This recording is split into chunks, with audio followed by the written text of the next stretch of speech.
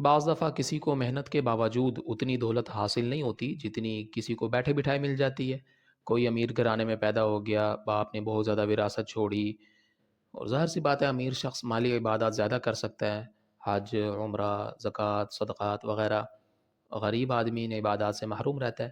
لیکن یہ ناانصافی تب ہوگی جب غریب کے پاس مالی عبادات کا کوئی متبادل نہ ہو، جبکہ ایسا نہیں ہے۔ غریب شخص اگر صبر کرے، اللہ تعالیٰ کے فیصلے پر راضی رہے، تو وہ اس امیر کے برابر ہے جو اللہ کی اطاعت میں اپنا مال خرچ کرتا ہے۔ ہمارے دین میں شکر کرنے والا امیر اور صبر کرنے والا غریب دونوں برابر ہیں، بالکل برابر ہیں، ایک ہی پلڑے میں۔ اس کی دلیل نمبر ایک، اللہ تعالیٰ نے قرآن مجید میں صرف دو لوگوں کے بارے میں فرمایا، نعم العبد، وہ بڑا بہترین بندہ تھا، بڑا پیارا بندہ تھا۔ پورے قرآن میں صرف اور صرف دو لوگوں کے بارے میں، نمبر ایک سلیمان علیہ السلام، اور نمبر دو ایوب علیہ السلام۔ دونوں ہی نبی ہیں، لیکن فرق کیا ہے؟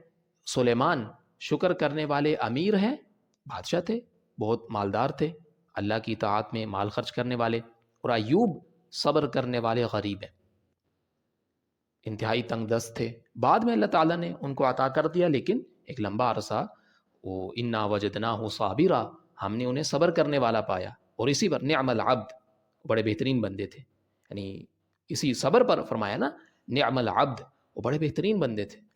تو سورہ صاد میں آیت نمبر 30 میں اللہ تعالیٰ نے سلیمان علیہ السلام کے بارے میں فرمایا، وَوَهَبْنَا لِدَاوُودَ سُلَيْمَانَ، اور ہم نے داود کو سلیمان جیسا بیٹا عطا کیا۔ نعم العبد، وہ بڑا پیارا بندہ تھا، بڑا بہترین بندہ تھا۔ انہ اواب، اور اللہ کی طرف بڑا رجوع کرنے والا، بڑا متوجہ رہنے والا تھا۔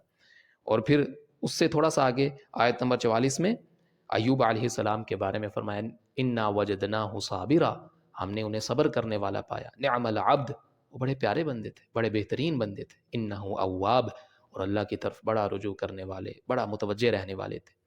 تو صرف ان دو کے بارے میں پورے قرآن میں صرف اور صرف ان دو ہستیوں کے بارے میں اللہ تعالیٰ نے فرمایا، نعم العبد، وہ بڑا پیارا بندہ تھا، بڑا بہترین بندہ تھا۔ اب ان میں سے ایک شکر کرنے والے امیر ہیں اور دوسرے صبر کرنے والے غریب ہیں۔ اللہ تعالیٰ نے دونوں کو ایک ہی کیٹیگری میں رکھا، دونوں کے لیے ایک ہی لفظ استعمال فرمایا۔ یہ بتاتا ہے کہ اللہ تعالیٰ کی بارگاہ میں شکر کرنے والا امیر اور صبر کرنے والا غریب دونوں برابر ہیں۔ اور آپ صلی اللہ علیہ وسلم کا فرمان، الطاعم الشاکر بمنزلۃ الصائم الصابر، کھا کر شکر کرنے والا روزہ دار صبر کرنے والے کے برابر ہے۔ الطاعم الشاکر، جو کھاتا ہے، اللہ نے اس کو دیا ہے اور شکر بھی ادا کرتا ہے، اللہ کی اطاعت میں مال خرچ کرتا ہے۔ بمنزلۃ الصائم الصابر، وہ صبر کرنے والے روزہ دار کی طرح، نہیں دیا اللہ نے، وہ صبر کرتا ہے، روزے دار ہے، روزہ رکھتا ہے، صبر کرتا ہے۔ الصابر، صبر کرنے والے روزہ دار، یعنی صبر کرنے والے غریب کے برابر ہے۔ دونوں ایک ہی کیٹیگری میں۔ جتنا اللہ کی راہ میں مال خرچ کرنے کا ثواب ہے، اتنا ہی ثواب اگر اللہ تعالیٰ نے نہیں دیا تو اللہ کی رضا میں راضی رہنے کا ہے۔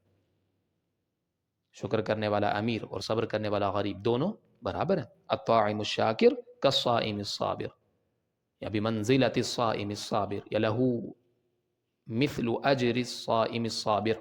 مختلف روایات ہیں، سب کے ریفرنس نیچے لکھے ہوئے کہ کھا کر شکر کرنے والا، جسے اللہ نے دیا ہے اور اللہ کی اطاعت میں وہ مال خرچ کرتا ہے، وہ روزہ دار صبر کرنے والے کے برابر ہے، جسے اللہ نے نہیں دیا لیکن وہ صبر کرتا ہے۔ تو دونوں اللہ کی بارگاہ میں برابر ہیں۔ اب ان میں سے جو زیادہ تقوی والا ہوگا وہ آگے نکل جائے گا، جیسا کہ سورہ حجرات میں، یا ایھا الناس انا خلقناکم من ذکر وانثی، اے لوگو ہم نے تم سب کو ایک مرد اور ایک عورت سے پیدا کیا، وجعلناکم شعوبا وقبائل، اور تمہیں قومیں اور قبیلے بنایا، لتعارفوا، تاکہ تم ایک دوسرے کو پہچانو، تو زندگی گزارنے کے لیے۔ ان اکرمکم عند اللہ اتقاکم، بے شک اللہ کے نزدیک تم میں سب سے زیادہ عزت والا وہ ہے جو تمہارے اندر سب سے زیادہ پرہیزگار ہے۔ اکرمکم عند اللہ، اللہ کی بارگاہ میں زیادہ معزز، زیادہ عزت والا کون ہے؟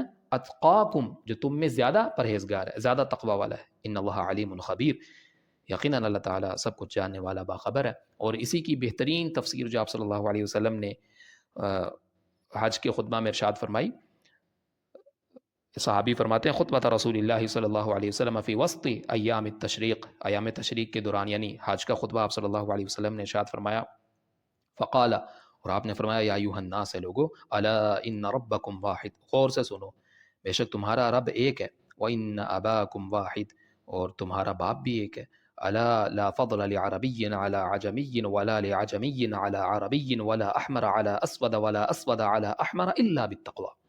دھیان سے سنو، کسی عربی کو عجمی پر یا کسی عجمی کو عربی پر اور کسی سرخ کو سیاہ پر یا کسی سیاہ کو سرخ پر کوئی فضیلت نہیں ہے سوائے تقوی کے، کوئی فضیلت نہیں سوائے تقوی کے. یعنی آگے نکلنے کا سبب کیا ہے؟ تقوی. کون آگے نکلے گا؟ جو زیادہ متقی ہوگا، زیادہ تقوی اختیار کرے گا. ابلغت، کیا میں نے اللہ کا پیغام پہنچا دیا؟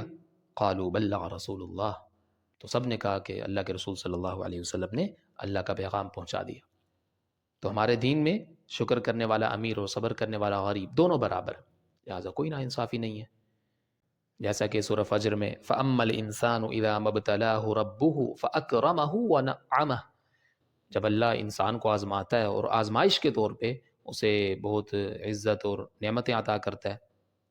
وَأَمَّا إِذَا مَبْتَلَاهُ فَقَدَرَ عَلَيْهِ رِزْقَهُ، اور جب انسان کو آزماتا ہے اور آزمائش کے طور پہ اس کا رزق تنگ کر دیتا ہے، تو دونوں آزمائش ہے. اور اسی طرح سورہ اعراف میں وَبَلَوْنَاهُمْ بِالْحَسَنَاتِ وَالسَّيِّئَاتِ، ہم نے انہیں آزمایا اچھائیوں کے ساتھ بھی اور برائیوں کے ساتھ بھی، خوشحالی کے ساتھ بھی اور تنگ دستی کے ساتھ بھی. وَبَلَوْنَاهُمْ، ہم نے ان کو آزمایا بِالْحَسَنَاتِ وَالسَّيِّئَاتِ، خوشحالی میں بھی اور تنگ دستی میں بھی، مال دے کر بھی اور مال لے کر بھی. تو دونوں ہی آزمائشیں ہیں برابر درجے کی.